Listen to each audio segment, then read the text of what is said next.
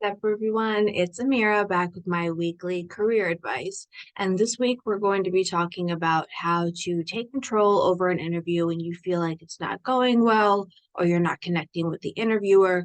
There are a couple strategies that you can employ in order to make it to the next step, or at least leave a positive impression. So that way, if there is ever a role in the future, they will think about you. So the first one that I would like to say is it's not a bad thing for you to ask your hiring manager or the recruiter to repeat the question, especially if it's a question that you feel like you need a little bit more time to answer. It's okay to say that because it shows that you're invested and then it gives you a little bit more time to think. The next thing that I recommend is that if you don't understand a question, ask them. Sometimes, everyone has different communication styles. It is not a bad thing to ask for them to repeat the question if you're not quite sure what answer they're looking for. If the interviewer starts to get a little stale or cold, and that happens, sometimes it's just the recruiter or the hiring manager's personality, or sometimes they're just kind of going through the motions, which can be really unfortunate, especially when you're job searching, excuse me, and you want to make sure that you are putting on your best version of yourself. What I would recommend is trying to connect with them personally. So if they have made a personal comment such as, oh, I took my kids to the beach this weekend, or we had family over, go ahead and bring that up. That's not a bad thing because it starts to create this social construct between the both of you. And then you get to connect a little bit more.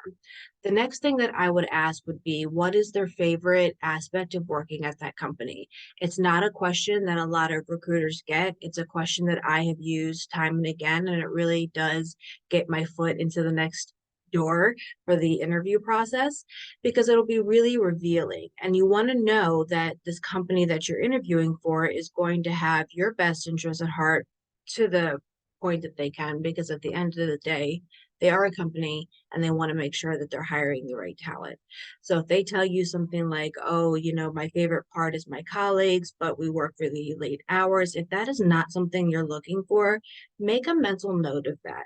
But overall, you can always change the course of an interview by your attitude. So start smiling more, make sure you're engaged. If you are looking away from the screen, let them know that you're taking notes because that also shows them that you're really, really committed. Another thing that I would recommend is that you should be reviewing your interviewer's LinkedIn profile or any information that you have. So when there are those stale moments, you have something to lean back on, and that will make them realize that you've done your homework. And of course, people love to talk about themselves. Let them talk about themselves. That's not a bad thing. And it gives you a little bit more time to calm down. The next tip that I will share is look at an interview as a conversation. Don't look at it as this very strict, uptight, interaction that you're having with a recruiter. It's a conversation. And the more that you come off in a conversation, the more confident you become. So let's say you have an interview, you don't get next steps. You can easily write the recruiter. They may or may not respond, but it is not a bad thing for you to say, I would love to get some feedback from you in terms of my interview because I really do want to improve.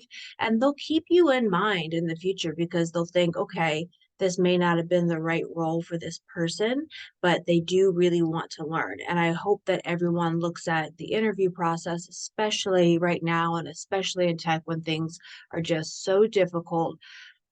Make sure you're asking those questions. I know it's hard, but if you look at it as a experience and another practice for you to get your next interview, eventually you're going to be able to interview in your sleep. I myself have gone through times where I've interviewed 2 or 3 times a day for months, and I started to feel like I was repeating the same thing. I was starting to get stale. So I had to find new ways to encourage myself to keep going. And part of that was making sure that I engaged with the recruiter. And then my final tip would be make sure you write them a thank you note. Every time you speak to somebody at the company, you should be writing a thank you note. If you are not doing that, then it will really hurt your chances down the line because they want to see that you're professional. They want to see that you appreciate the time. And if you come up with any other questions that you may not have thought of during the interview, this is a good time to ask it. And you can say that to them as well, and follow up. If you have any other questions that you may not have thought of, please feel free to reach out via email or cell.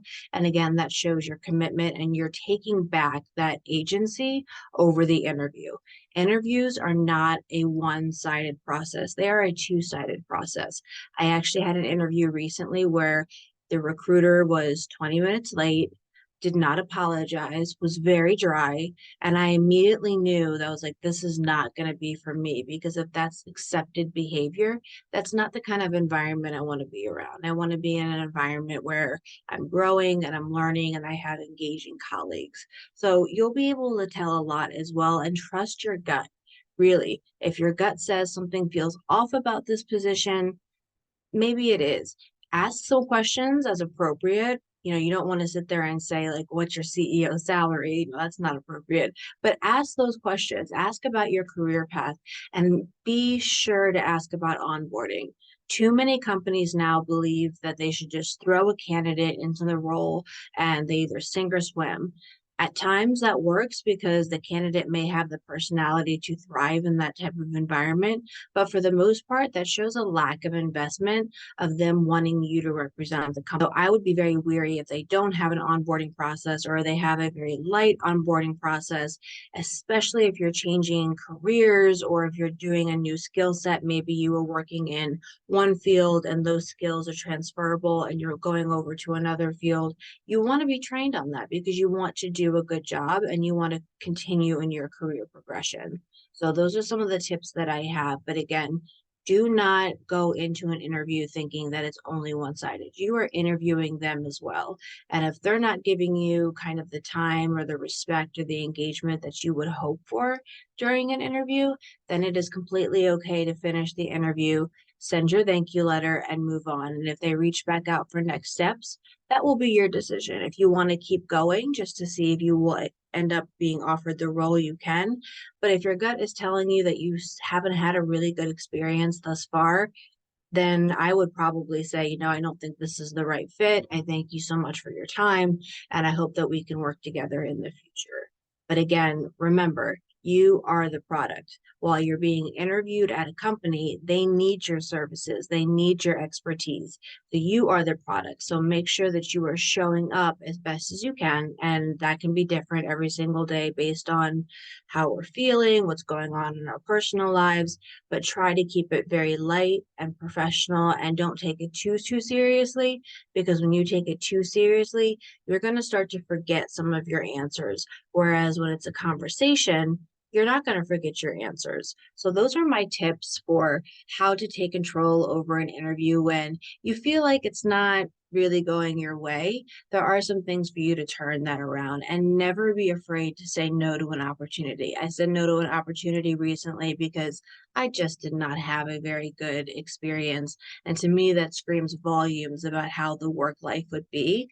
And at the point of my life right now, that is not something that I want to be a part of. I want to be a part of an engaging, company, one that is invested in their employees, invested in their growth, and also will make sure that they are providing benefits that make sense for that employee. So for right now, because I am a mother, I need work-life balance. I can't do a job that requires me to be working all weekend or staying up late at night. And there are those jobs out there, even in the more senior roles, which I am in the more senior roles. So follow your own discernment, follow your gut. Your gut is never wrong. And make sure that if you need to reset, you can tell your interviewer and say, I just need a second, one moment. Let me think about that answer and just calm yourself down. It is just a conversation and there's nothing that you're losing. There's only something that you're gaining. So you're not losing anything. If you don't get the next step, what did you lose? You had a conversation at a company and potentially made a new network. And I would go ahead after you interviewed with someone and add them on LinkedIn, because in the future they may have a role and think about you. And it's really good to build your network. So I hope this was helpful and stay tuned for next week. And I'll talk to you later. Bye bye, y'all.